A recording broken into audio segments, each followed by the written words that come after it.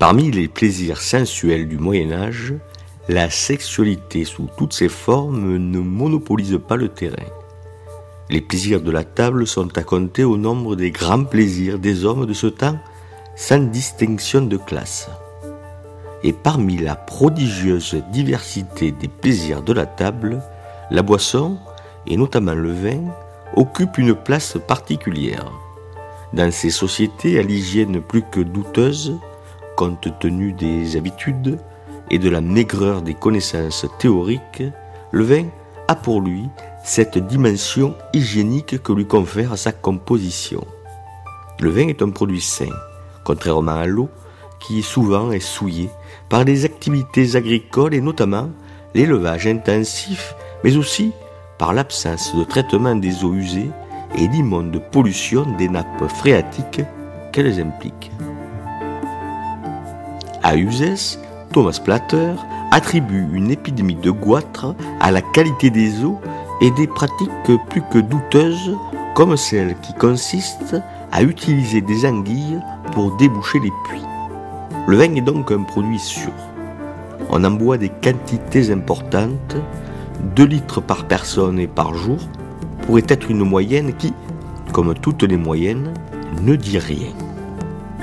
Gageons que les travailleurs de force, alimentés à la piquette, en boivent plus de 5 ou 6 litres par jour.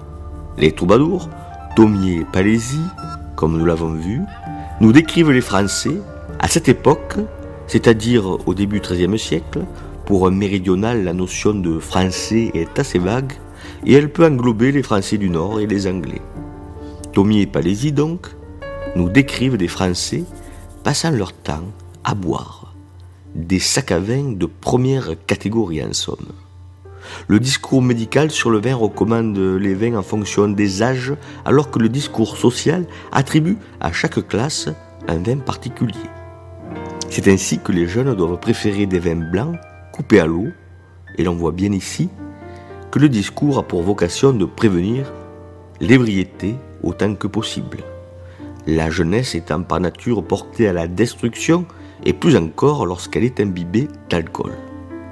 Les personnes âgées, gagnées par la sagesse, se verront prescrire des breuvages plus corsés, des vins rouges plus épais, plus titrés. Mais ne croyons pas que le titrage atteigne les records de notre époque, où un Châteauneuf du Pape peut titrer sans sourciller à 14 degrés et demi, et vous transporter chez Dionysos en 2 ou 3 verres. Les techniques de vinification étant très différentes. Les vins titrent peu et se gardent mal. Alors, avant qu'ils ne tournent, quand on sent qu'ils sont prêts de le faire, c'est l'orgie. Il faut tout boire pour que rien ne se perde.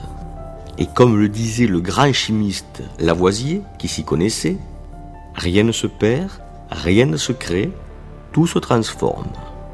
Il est certain que l'alcool en a transformé beaucoup, pour le pire ou le meilleur.